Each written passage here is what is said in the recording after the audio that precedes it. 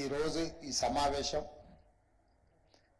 తెలంగాణ రాష్ట్రం ఏర్పడిన తర్వాత మూడవ ప్రభుత్వంగా కాంగ్రెస్ పార్టీ ఏర్పాటు చేసిన ఈ ప్రభుత్వంలో ప్రభుత్వం యొక్క విధి విధానాలను సూక్ష్మ చిన్న మరియు మధ్య తరహా పరిశ్రమ యజమానులకు మా యొక్క విధి విధానాలను తెలియజేయడమే కాకుండా తెలంగాణ రాష్ట్రంలో మీరు పెట్టుబడులు పెట్టి ఉద్యోగ ఉపాధి అవకాశాలు కల్పించి తెలంగాణ రాష్ట్ర సంపదను పెంపొందించడానికి అవసరమైన ప్రోత్సాహాన్ని అందించాలనే ఈరోజు మా మంత్రివర్గం ఇక్కడికి వచ్చి మీరు చేసిన సూచనలను తీసుకోవడమే కాకుండా మా విధి విధానాలను కూడా మీ ముందు ప్రస్తావించడం జరిగింది. ప్రధానంగా మీకు అందరికీ తెలుసు, ఈ దేశం పివి నరసింహారావు గారు ప్రధానమంత్రి కాకంటే ముందు క్లోజ్డ్ ఎకానమీ, దేశం యొక్క ఆర్థిక పరిస్థితి దెబ్బతింటున్న సందర్భంలో దేశ ప్రధానమంత్రిగా పివి నరసింహారావు గారు బాధ్యతలు చేపట్టిన తర్వాత ఓపెన్ ఎకానమీకి వారు పునాదులు వేయడం జరిగింది. అప్పటి వరకు ఇండియన్ ఎకానమీ క్లోజ్డ్ ఎకానమీగా ఉన్నప్పుడు అంతర్జాతీయ స్థాయి పెట్టుబడులు కానీ వేగంగా పరిశ్రమల విధానం కానీ రాలేదు. స్వతంత్రం వచ్చిన తర్వాత ఎడ్యుకేషన్ రెవల్యూషన్, అగ్రికల్చర్ రెవల్యూషన్ వచ్చింది, కానీ ఇండస్ట్రియల్ రెవల్యూషన్ని మనం సరైన విధంగా అందిపుచ్చుకోకపోవడం వల్ల పరిశ్రమలను ఏర్పాటు చేయడంలో మన దేశం కొంత వెనుకబడ్డది.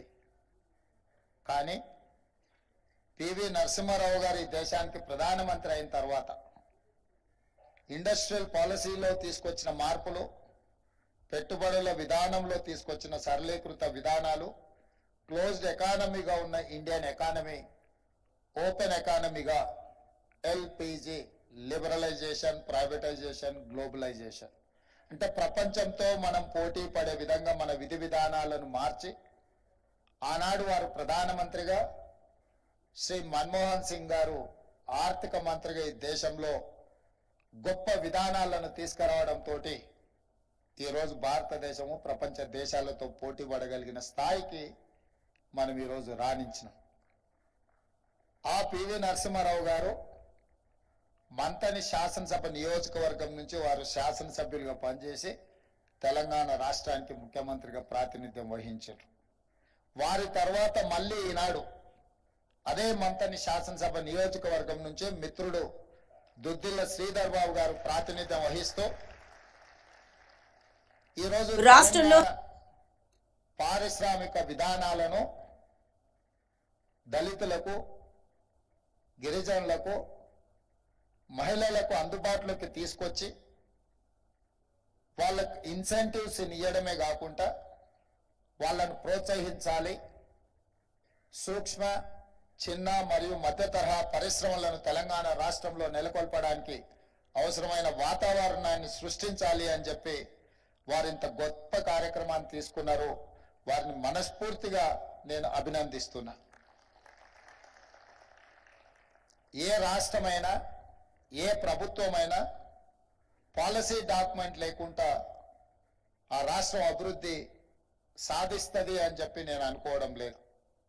అందుకే వారు మొదటి సంవత్సరంలోనే విదేశాలలో తెలంగాణ యొక్క విధి విధానాలను వివరించి పారిశ్రామికవేత్తలను ఆకర్షించడమే కాకుండా మన రాష్ట్రంలో ఉన్న సూక్ష్మ, చిన్న, మధ్య తరహా పరిశ్రమలను కూడా ప్రోత్సహించడానికి ఈరోజు ఒక పాలసీ డాక్యుమెంట్ తీసుకొచ్చి మీ ముందు పెట్టి మీ అందరికీ రాష్ట్ర ప్రభుత్వం అండగా నిలబడుతుంది. గత ప్రభుత్వం మీకు ఇచ్చిన మాట, ఇన్సెంటివ్స్ విషయంలో గత ప్రభుత్వం ఇచ్చిన హామీని మా బాధ్యతగా తప్పకుండా వాటిని కొనసాగిస్తాం. వాటిని మీకు చెల్లించే విధంగా రాష్ట్ర ప్రభుత్వం ముందుకు వెళ్తుంది.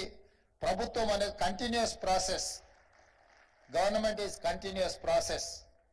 పొలిటికల్ ఎగ్జిక్యూటివ్స్ మారుతుండొచ్చు, కానీ ప్రభుత్వ విధానాలను కొనసాగించినప్పుడే రాష్ట్రం అభివృద్ధి చెందుతుందన్న విషయాన్ని మేము స్పష్టంగా విశ్వసిస్తున్నాం, నమ్ముతున్నాం.